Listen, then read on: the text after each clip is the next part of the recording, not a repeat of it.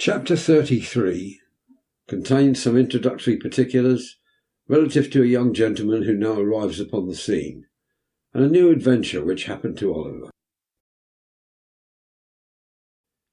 It was almost too much happiness to bear.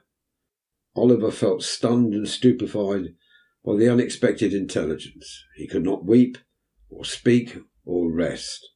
He had scarcely the power of understanding anything that had passed, until after a long ramble in the quiet evening air, a burst of tears came to his relief, and he seemed to awaken all at once to a full sense of the joyful change that had occurred, and the almost insupportable load of anguish which had been taken from his breast. The night was fast closing in when he returned homeward, laden with flowers which he had culled with particular care for the adornment of the sick chamber. As he walked briskly along the road, he heard behind him the noise of some vehicle approaching at a furious pace. Looking round, he saw that it was a post-chaise, driven at great speed, and the horses were galloping and the road was narrow. He stood leaning against the gate until it should have passed him. As it dashed on, Oliver caught a glimpse of a man in a white nightcap, whose face seemed familiar to him, although his view was so brief that he could not identify the person. In another second or two, the nightcap was thrust out of the chaise window, and a stentorian voice bellowed to the driver to stop, which he did as soon as he could pull up his horses. Then the nightcap once again appeared, and the same voice called Oliver by his name. "Here," cried the voice. "Oliver, what's the news? Miss Rose, Master Oliver." "Is it you, Giles?" cried Oliver, running up to the chaise door.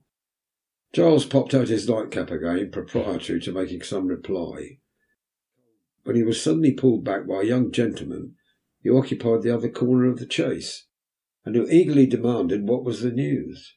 "In a word," cried the gentleman, "better or worse?" "Better, much better," replied Oliver hastily. "Thank heaven!" exclaimed the gentleman. "Are you sure?" "Quite, sir," replied Oliver.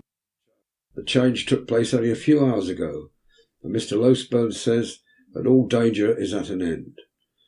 The gentleman said not another word, but opening the chaise door, leapt out, and taking Oliver hurriedly by the arm, led him aside. "You're quite certain? There is no possibility of any mistake on your part, my boy, is there?" demanded the gentleman in a tremulous voice. "Do not deceive me by awakening hopes that are not to be fulfilled." "I would not for the world, sir," replied Oliver. "Indeed, you may believe me. Mr. Losberne's words were that she would live to bless us all for many years to come. I heard him say so." The tears stood in Oliver's eyes as he recalled the scene which was the beginning of so much happiness, and the gentleman turned his face away and remained silent for some minutes. Oliver thought he heard him sob more than once, but he feared to interrupt him by any fresh remark, for he could well guess what his feelings were, and so stood apart, feigning to be occupied with his nosegay. All this time Mr. Giles, with the white nightcap on, had been sitting on the steps of the chaise, supporting an elbow on each knee, and wiping his eyes with a blue cotton pocket handkerchief dotted with white spots. The honest fellow had not been feigning emotion. It was abundantly demonstrated by the very red eyes with which he regarded the young gentleman when he turned round and addressed him. "I think you'd better go on to my mother's in the chaise, Giles," said he. "I'd rather walk slowly on so as to gain a little time before I see her. You can say I am coming." "I beg your pardon, Mr. Harry," said Giles, giving a final polish to his ruffled countenance with the handkerchief. "But if you would leave the postboy to say that, I should be very much obliged to you. It wouldn't be proper for the maids to see me in this state, sir. I shall never have any more authority with them if they did." "Well," rejoined Harry Maylie, smiling, "you can do as you like. Let him go on with the luggage, if you wish it, and do you follow with us. Only first exchange that nightcap for some more appropriate covering, or we shall be taken for madmen." Mr. Giles, reminded of his unbecoming costume, snatched off and pocketed his nightcap, and substituted a hat of grave and sober shape, which he took out of the chaise. This done, the postboy drove off. Giles, Mr. Maylie, and Oliver followed at their leisure. As they walked along, Oliver glanced from time to time with much interest and curiosity at the newcomer. He seemed about 25 years of age, and was of middle height. His countenance was frank and handsome, and his demeanour easy and prepossessing. Notwithstanding the difference between youth and age, he bore so strong a likeness to the old lady that Oliver would have no great difficulty in imagining their relationship if he had not already spoken of her as his mother. Mrs. Maylie was anxiously waiting to receive her son when he reached the cottage. The meeting did not take place without great emotion on both sides. "Mother," whispered the young man, "why did you not write before?" "I did," replied Mrs. Maylie, "but on reflection I determined to keep back the letter until I had heard Mr. Losbourne's opinion." "But why?" said the young man. "Why run the chance of that occurring which so nearly happened? If Rose had, I cannot utter that word now, if this illness had terminated differently, how could you have ever forgiven yourself? How could I have ever known happiness again?"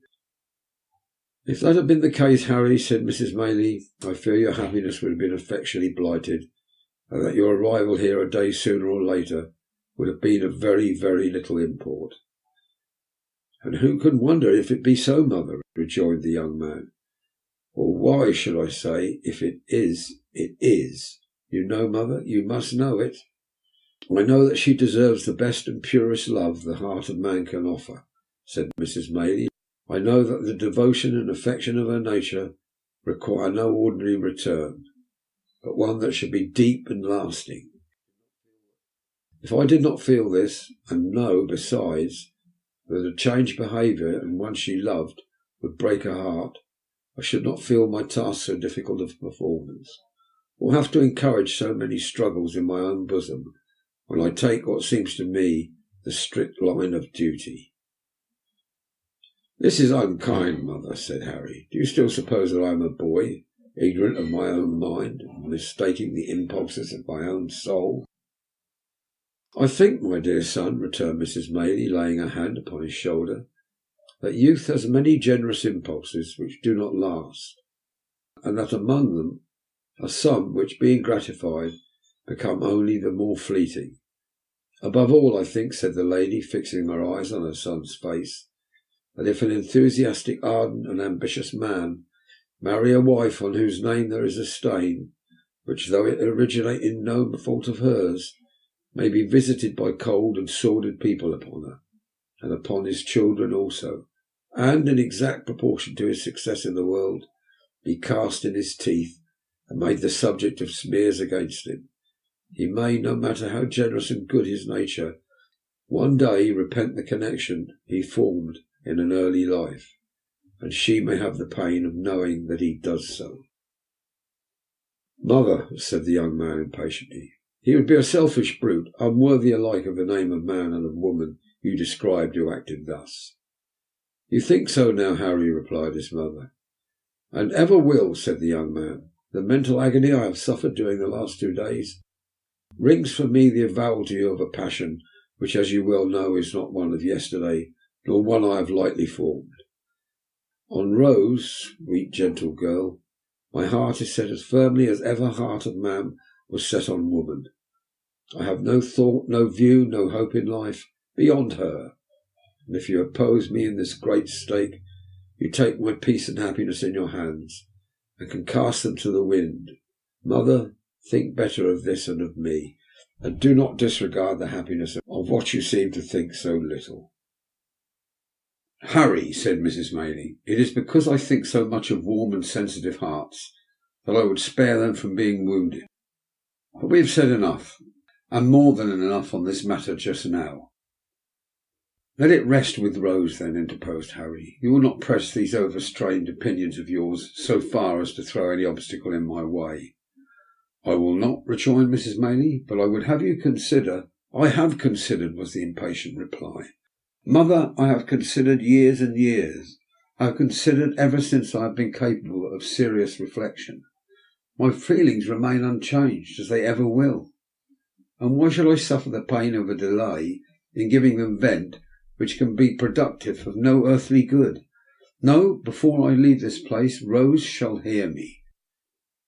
"She shall," said Mrs. Maylie. "There's something in your manner which would almost imply that she will hear me coldly, mother," said the young man. "Not coldly," rejoined the old lady. "Far from it." "How then?" urged the young man. "Has she formed no other attachment?" "No, indeed," replied his mother. "You have, or I mistake too strong a hold on her affections already. What I would say," resumed the old lady, stopping her son as he was about to speak, "is this. Before you stake all on this chance, before you suffer yourself to be carried to the highest point of hope, reflect for a few moments, my dear child, on Rose's history, and consider what the effect of the knowledge of her doubtful birth may have on her decision. Devoted as she is to us, with all the intensity of her noble mind, and with that perfect sacrifice of self which in all matters, great or trifling, has always been her characteristic." "What do you mean?" "That I leave you to discover," replied Mrs. Maylie. "I must go back to her. God bless you." "I shall see you again to night," said the young man eagerly. "By and by," replied the lady, "when I leave Rose." "You will tell her I am here," said Harry. "Of course," replied Mrs. Maylie. "And how anxious I have been, and how much I have suffered, and how I long to see her. You will not refuse to do this, mother?" "No," said the old lady, "I will tell her all." And pressing her son's hand affectionately, she hastened from the room. Mr. Looseborn and Oliver had remained at another end of the apartment while this hurried conversation was proceeding. The former now held out his hand to Harry Maylie, and hearty salutations were exchanged between them. The doctor then communicated, in reply to multifarious questions from his young friend, a precise account of his patient's situation, which was quite as consolatory and full of promise as Oliver's statement had encouraged him to hope, and to the whole of which Mr. Giles, who affected to be busy about the luggage, listened with greedy ears. "Have you shot anything particular lately, Giles?" inquired the doctor, when he had concluded. "Nothing particular, sir," replied Mr. Giles, colouring up to the eyes. "Not catching any thieves or identifying any housebreakers?" said the doctor. "None at all, sir," replied Mr. Giles with much gravity. "Well," said the doctor, "I'm sorry to hear it, because you do that sort of thing admirably. Pray, how is Brittles?" "The boy is very well, sir," said Mr. Giles, recovering his usual tone of patronage, "and sends his respectful duty, sir." "That's well," said the doctor. "Seeing you here reminds me, Mr. Giles, that on the day before on that which I was called away so hurriedly, I executed, at the request of your good mistress, a small commission in your favour. Will you just step into this corner a moment, will you?" Mr. Giles walked into the corner with much importance and some wonder, and was honoured with a short whispering conference with the doctor, on the termination of which he made a great many bows and retired with steps of unusual stateliness. The subject matter of this conference was not disclosed in the parlour, but in the kitchen was speedily enlightened, for Mr. Giles walked straight thither, and having called for a mug of ale, announced with an air of majesty, which was highly effective, that it pleased his mistress, in consideration of his gallant behaviour on the occasion of the attempted robbery, to deposit in the local savings bank the sum of £25 for his sole use and benefit. At this the two women servants lifted up their hands and eyes, and supposed that Mr. Giles, pulling out his shirt frill, replied, "No, no," and that if they observed that he was all haughty to his inferiors, he would thank them to tell him so. And then he made a great many other remarks, no less illustrative of his humility, which were received with equal favour and applause, and were withal as original, as much to the purpose, as the remarks of great men commonly are.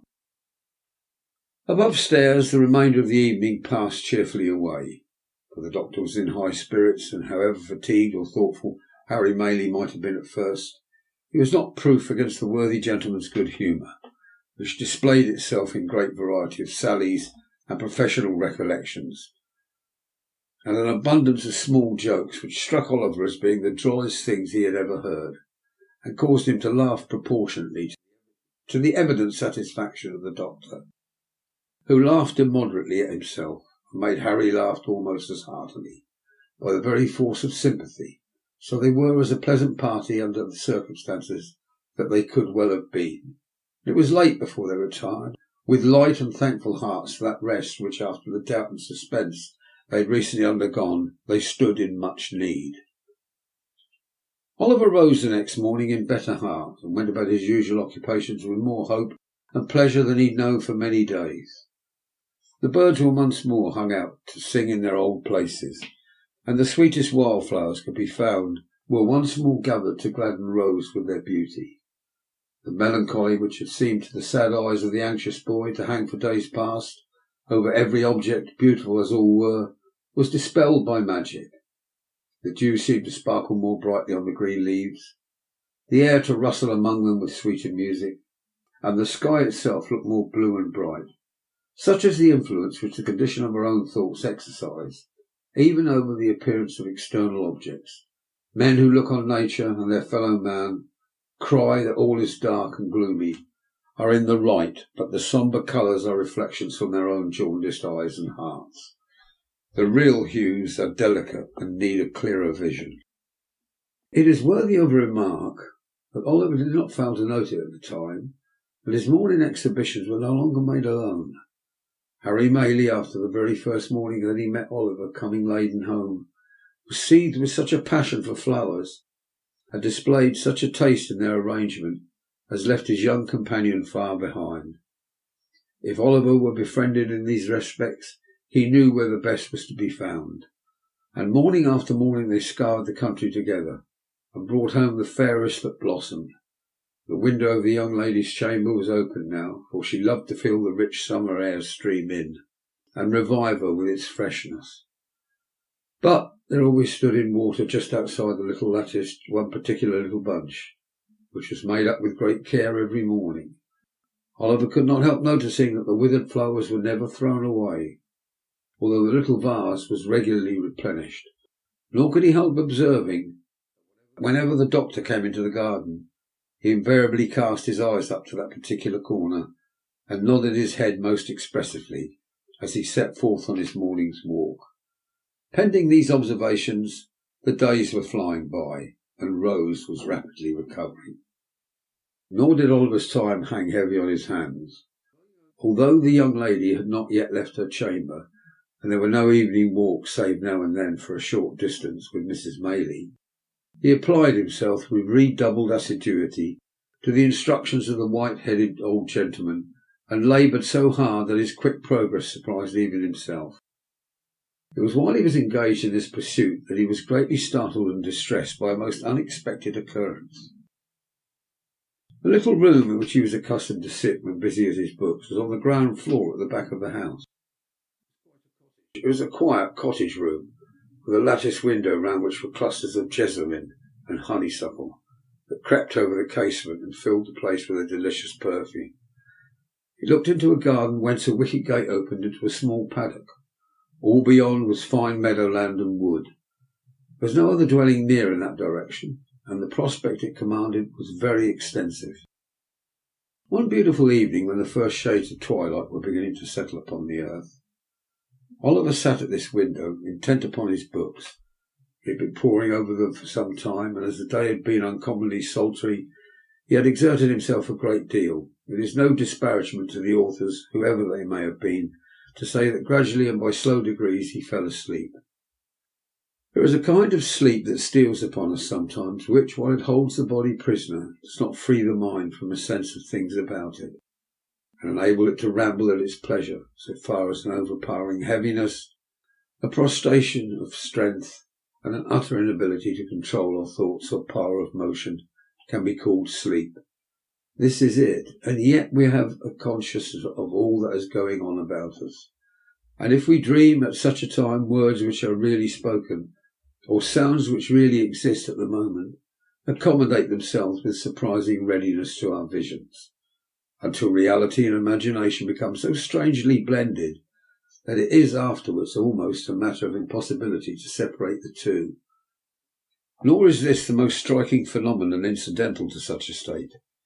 It is an undoubted fact that although our senses of touch and sight be for the time dead, yet our sleeping thoughts and the visionary scenes that pass before us will be influenced, and materially influenced, by the mere silent presence of some external object, which may not have been near us when we closed our eyes, and of whose vicinity we have had no waking consciousness. Oliver knew perfectly well that he was in his own little room, that his books were lying on the table before him, that the sweet air was stirring among the creeping plant outside, and yet he was asleep. Suddenly the scene changed. The air became close and confined, and he thought with a glow of terror that he was in the Jew's house again. There sat the hideous old man in his accustomed corner, pointing at him and whispering to another man with his face averted who sat beside him. "Hush, my dear," he thought he heard the Jew say. "It is he, sure enough. Come away." "He!" exclaimed the other man. "He!" the other man seemed to answer. "Could I mistake him, think you? A crowd of ghosts were put to themselves of his exact shape as he stood amongst them. There is something would tell me how to point him out. If he buried him 50 feet deep and took me across his grave, I fancy I should know if there wasn't a mark above it that he lay buried there." The man seemed to say this with such dreadful hatred that Oliver awoke with the fear and started up. Good heaven, what was that which sent the blood tingling to his heart and deprived him of his voice and of power to move? There at the window, close before him, so close he could have almost touched him. Before he started back with his eyes peering into the room, and meeting his, there stood the Jew, and beside him, white with rage or fear of both, were the scowling features of the man who had accosted him at the inn yard. It was but an instant, a glance, a flash before his eyes, and they were gone. But they had recognised him, and he them, and their look was as firmly impressed upon his memory as if it had been deeply carved in stone and set before him from his birth. He stood transfixed for a moment, and leaping from the window into the garden, called out loudly for help.